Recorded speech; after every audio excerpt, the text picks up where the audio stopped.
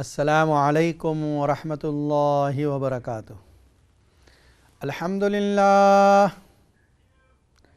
الحمدللہ فاطر السماوات والارض جاعل الملائکۃ رسلا اولی اجنحۃ مثنی وثلاث ورباع یزید فی الخلق ما یشاء ان اللہ علی کل شیء قدیر۔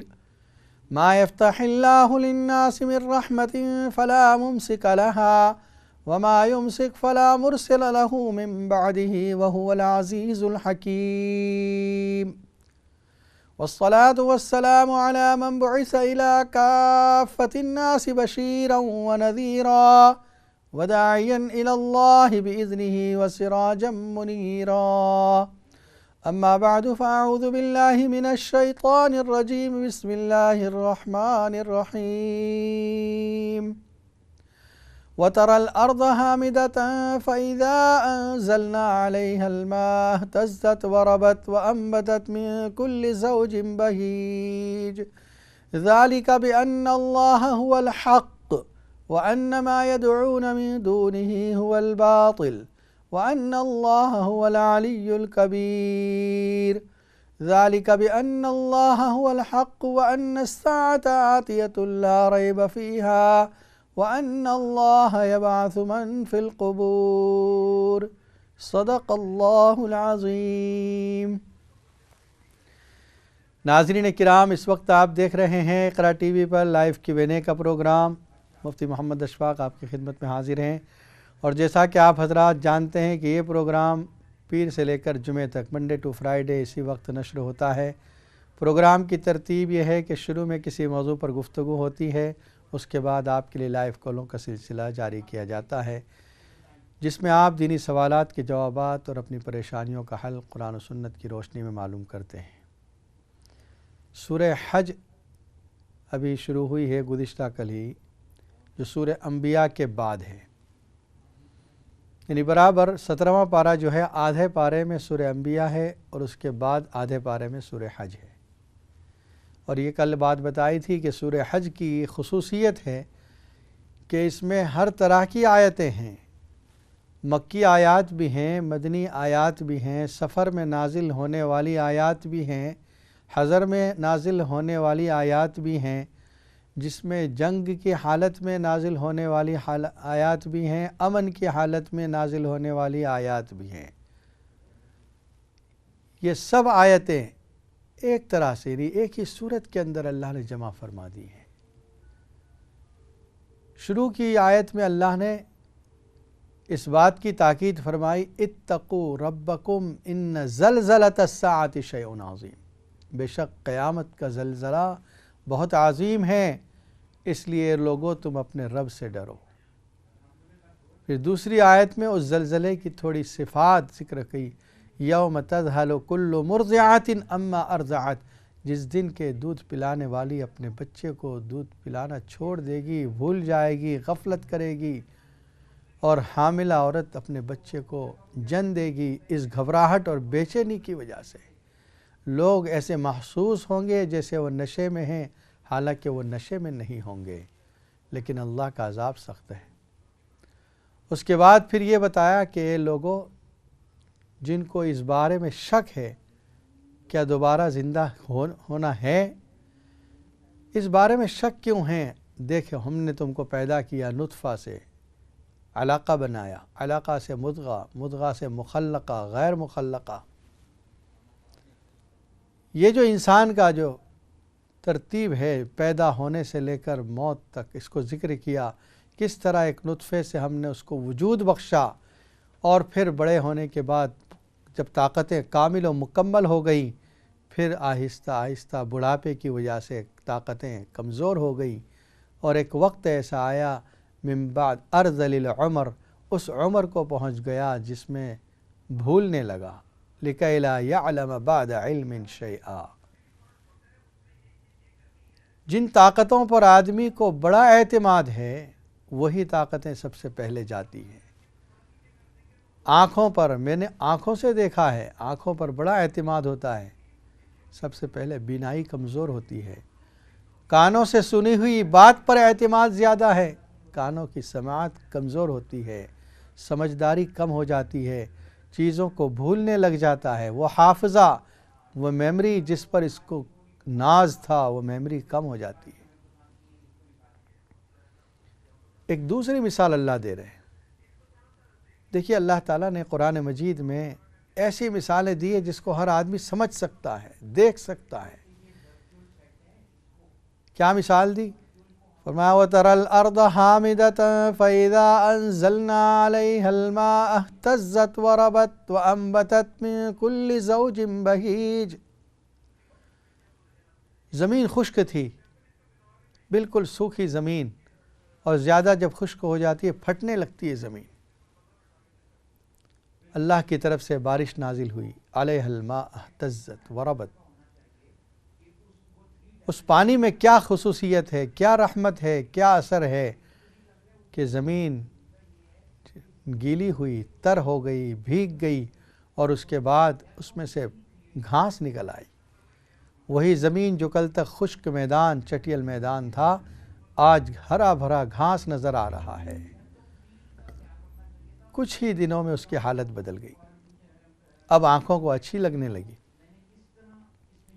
وَأَنبَتَتْ مِن كُلِّ زَوْجٍ بَهِيجٍ، ہر قسم کا جوڑ اس نے نکالا، پھلوں میں سے جوڑ نکلا۔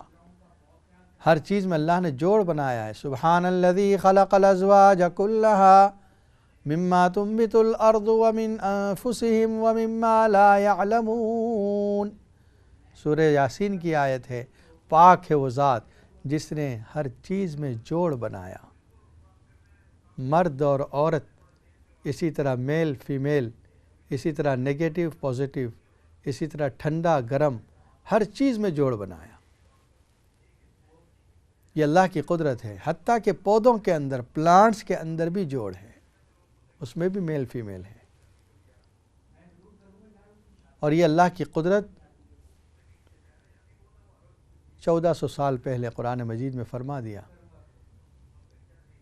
جدید سائنس بڑی تحقیق کے بعد ابھی قریب زمانے میں اس پر پہنچی کہ ہر چیز میں جوڑ ہوتا ہے۔ وہ فرمان جو اللہ کا فرمان صدیوں پہلے نازل ہو چکا ہے۔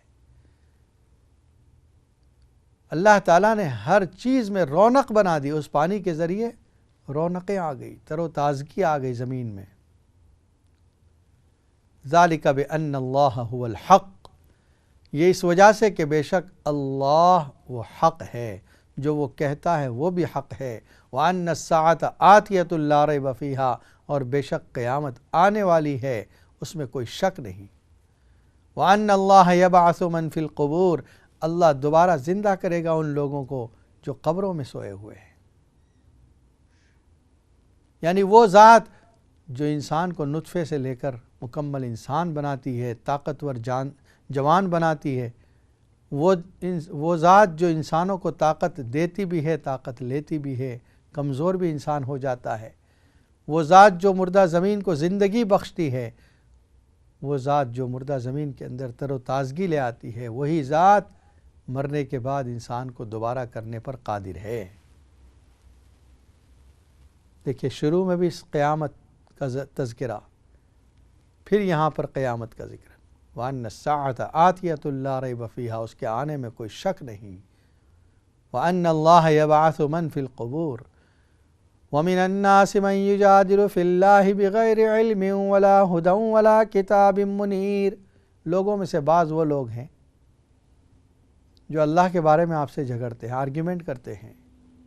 بعضوں نے اس کا مصداق نضر بن حارث کو قرار دیا، بعضوں نے ابو جہل کو قرار دیا، جن کے پاس نہ کوئی ہدایت ہے، نہ کتاب ہے، نہ کوئی دلیل ہے، وہ آپ سے آرگیومنٹ کر رہے ہیں اللہ کے بارے میں۔ ثانی عطفہ لیضل عن سبیل اللہ لہ فی الدنیا خزی ونذیقہ یوم القیامت عذاب الحریق، دنیا میں اس کے لیے رسوائی ہے، آخرت میں آگ کے عذاب میں اس کو ڈالا جائے گا۔ وَمِنَ النَّاسِ مَن يَعْبُدُ اللَّهَ عَلَى حَرْفٍ، مدینہ طیبہ مسلمان ہجرت کر کے آ گئے، ایک دینی ماحول شروع ہو گیا مدینہ میں، مشرکین میں سے کچھ لوگ مدینہ آ گئے، کہنے لگے ہم بھی مسلمان ہو گئے ہیں، اور انہوں نے وہاں اپنا کام شروع کر دیا، بزنس یا جو بھی۔ اگر اس میں ان کو نفع ہو جاتا تھا، کہتے تھے کہ یہ مذہب اچھا ہے، جب سے ہم نے اس کو اختیار کیا ہے بس ہمارے پاس مال ہی مال ہے، اور اگر کسی کا کوئی نقصان ہو جاتا تھا تو دین سے پھر جاتا تھا۔ اس کا واقعہ اس آیت میں ذکر کیا گیا۔ کچھ وہ لوگ ہیں جو کنارے پر رہ کر عبادت کرتے ہیں اللہ کی، ایمان بھی لائے، عبادت بھی کر رہے ہیں، لیکن ایک کنارے پر رہ کر فَإِنْ أَصَابَهُ خَيْرٌ اطْمَأَنَّ بِهِ، اگر اس کو خیر مل گیا، بھلائیاں مل گئی، مال بڑھ گیا، اطمأن بِهِ تو وہ پرسکون ہو جاتا ہے، اطمینان ہوتا ہے، اس کو کہتا ہے یہ دین بڑا اچھا ہے۔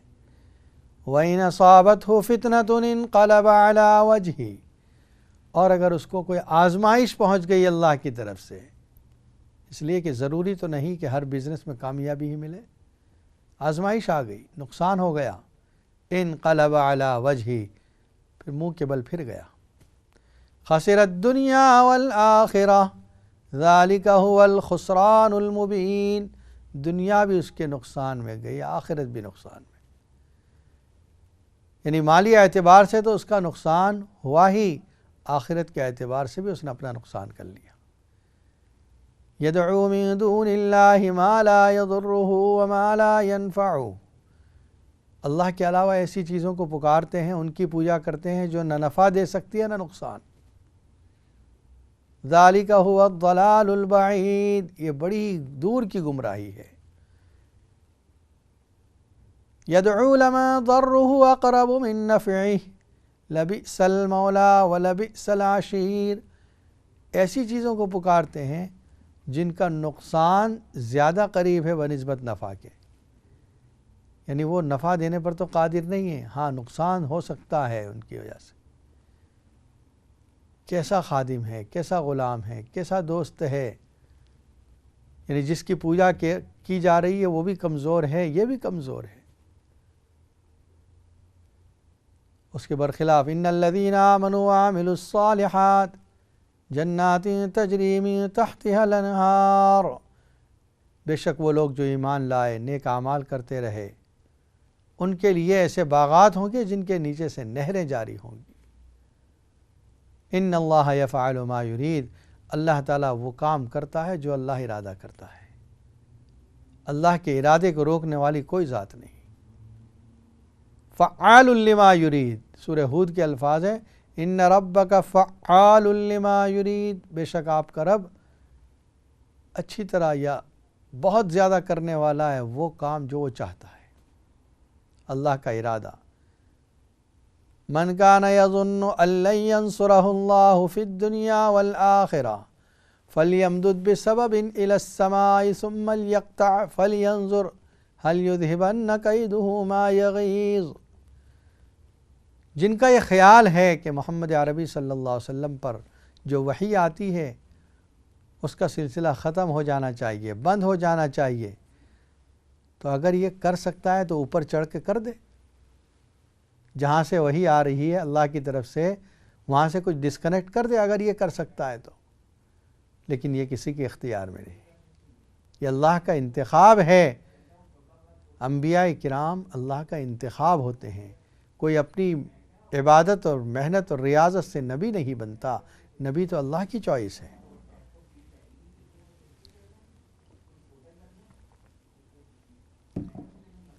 تو یہ ان لوگوں کو غصہ دلایا جا رہا ہے جو یہ سوچ رہے ہیں کہ وحی کا سلسلہ بند ہو۔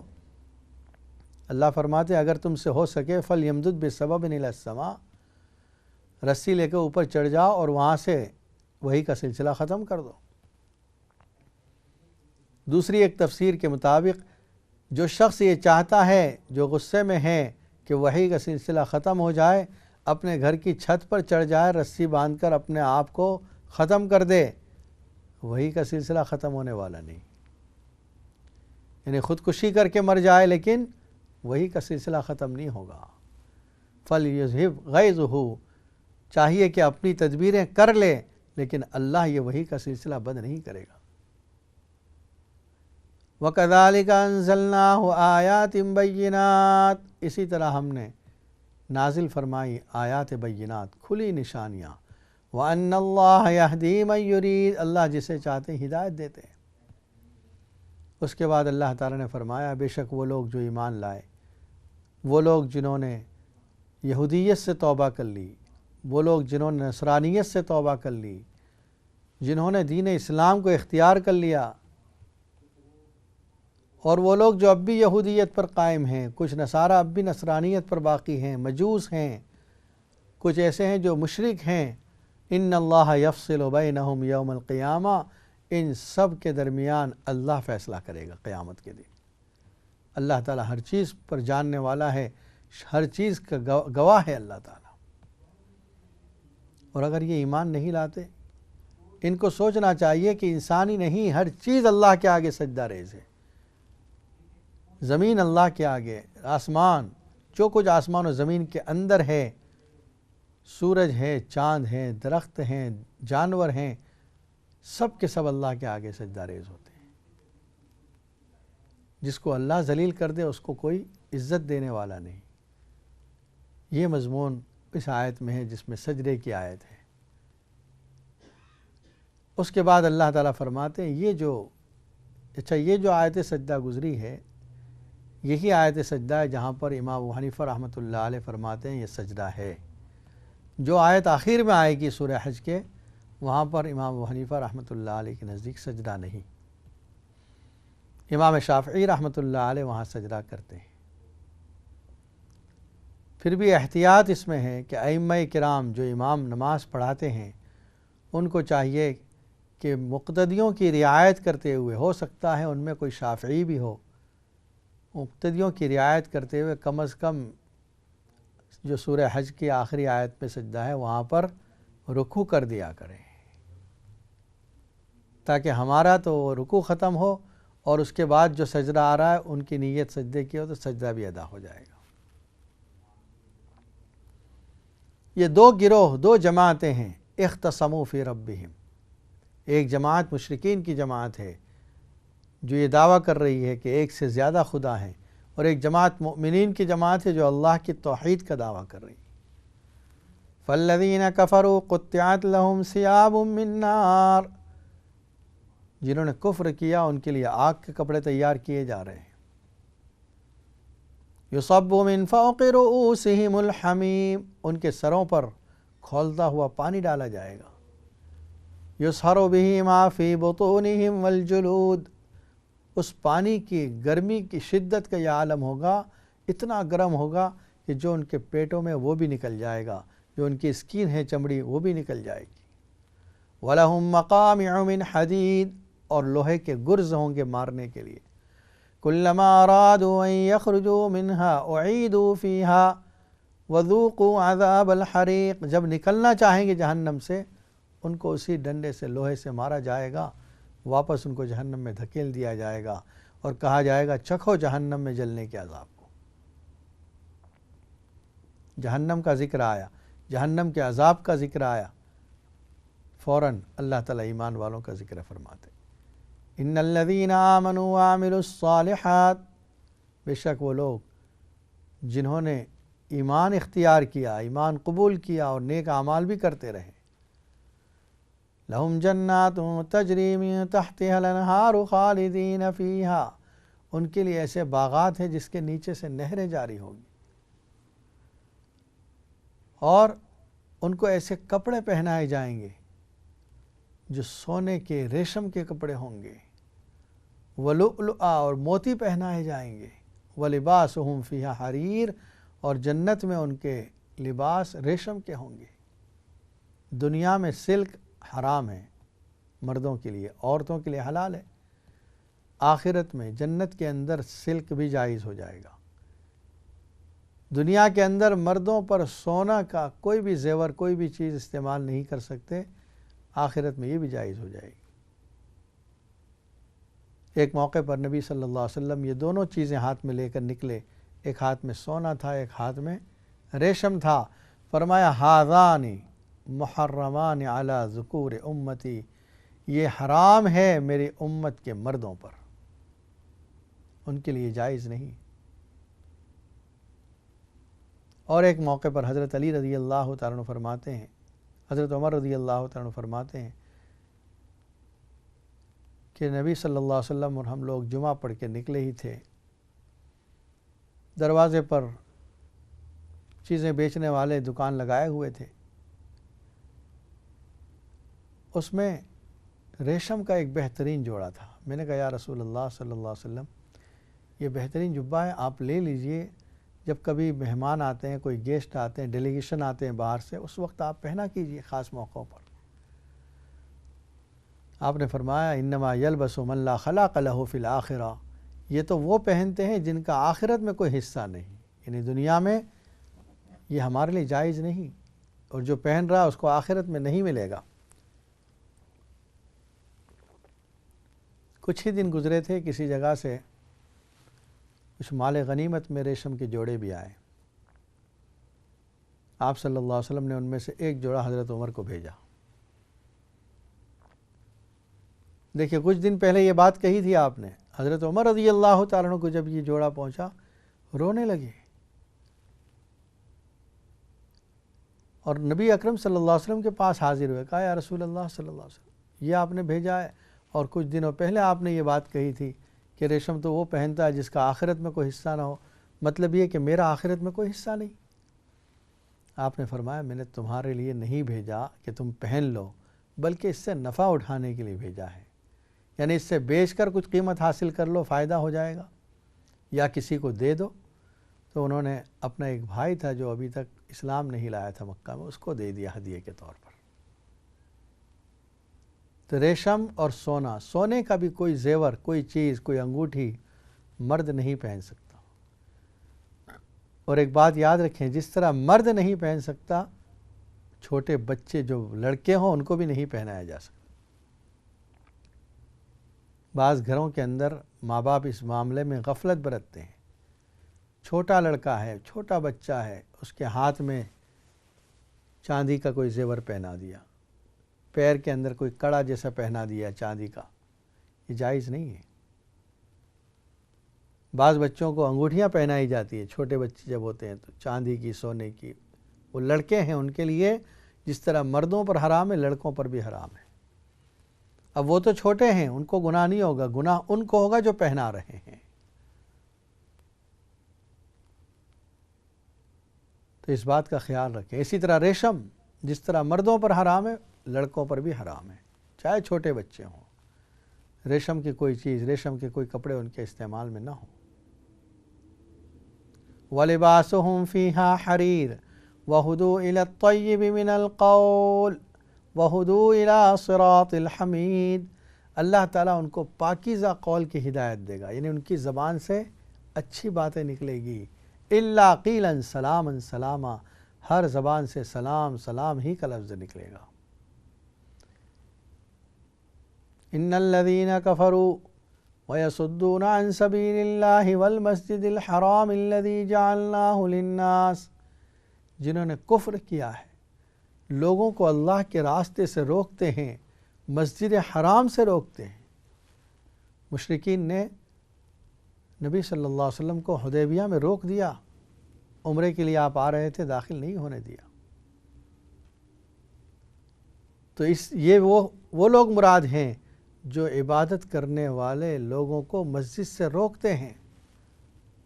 الذی جعلناہ للناس سواء العاکف فیہ والباد، یہ بیت اللہ، یہ مسجد حرام تو ہم نے لوگوں کے لیے بنائی ہے، عبادت کے لیے بنائی ہے، کوئی بھی آ کر اس میں عبادت کر سکتا ہے، چاہے وہاں اعتکاف کرنے والا ہو یا وہاں باہر سے آنے والا ہو، رہنے والا ہو، لوکل ہو یا باہر کا۔ وَمَن يُرِدْ فِيهِ بِإِلْحَادٍ بِظُلْمٍ نُذِقْهُ مِنْ عَذَابٍ أَلِيمٍ، اور جو کوئی ارادہ کرے گا اس میں الحاد کا، کفر کا، ظلم کا، اس کو ہم دردناک عذاب چکھائیں گے۔ ایک بات یہاں نوٹ کرنے کی، دوسرے گناہوں پر گناہ کرنے پر سزا ہے، لیکن حرم کے اندر کوئی شخص گناہ کا ارادہ بھی کرے، کس گناہ کا؟ الحاد ہو، کفر ہو، شرک ہو، لوگوں پر ظلم کرنا ہو، ایسے ارادے پر بھی اللہ کی طرف سے عذاب ہوگا۔ دوسرے گناہوں پر یہ لفظ نہیں آیا کہ جو ارادہ کرے گا اس کو سزا دیں گے، نہیں، یہاں پر ارادہ کے ساتھ اس کو جوڑ دیا گیا۔ وَمَن يُرِدْ فِيهِ بِإِلْحَادٍ، جو حرم کے اندر الحاد کا ارادہ کرے گا، نُذِقْهُ مِنْ عَذَابٍ أَلِيمٍ، اس کو ہم جہنم اور سخت دردناک عذاب چکھائیں گے۔ شروع میں یہ بات بتائی تھی سورہ حج کے شروع میں کہ اس سورت کے اندر حج کا ذکر آتا ہے، اس وجہ سے سورہ حج نام رکھا گیا۔ یہاں سے اب وہ تذکرہ شروع ہوتا ہے، وَإِذْ بَوَّأْنَا لِإِبْرَاهِيمَ مَكَانَ الْبَيْتِ أَلَّا تُشْرِكْ بِي شَيْئًا وَطَهِّرْ بَيْتِيَ لِلطَّائِفِينَ وَالْعَاكِفِينَ وَالرُّكَّعِ السُّجُودِ۔ حضرت ابراہیم علیہ السلام،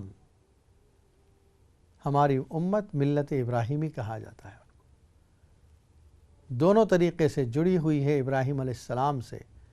نسبی اعتبار سے نبی صلی اللہ علیہ وسلم حضرت اسماعیل علیہ السلام کے ذریعے سے ابراہیم علیہ السلام کی اولاد ہوتی ہے، ان کا واسطہ ہے بیچ میں۔ اور مذہبی اعتبار سے، شریعت کے اعتبار سے بہت سی عبادتیں ابراہیم علیہ السلام کو جو دی گئی تھی وہی ہماری ملت میں بھی ہے، اور حج تو پورا کا پورا وہی اسی خاندان کی یادگار ہے جو اللہ نے ہمیں فرض کیا ہے مالداروں پر۔ تو وہی حج کا ذکر یہاں پر آ رہا ہے۔ ناظرین کرام، اس وقت آپ دیکھ رہے ہیں اقرا ٹی وی پر لائیو Q&A کا پروگرام، اور یہ پروگرام بریک کے بعد بھی جاری رہے گا، اور بریک کے بعد آپ کے لیے لائیو کالوں کا سلسلہ بھی جاری کیا جائے گا۔ پروگرام دیکھتے رہیں۔ السلام علیکم ورحمۃ اللہ وبرکاتہ۔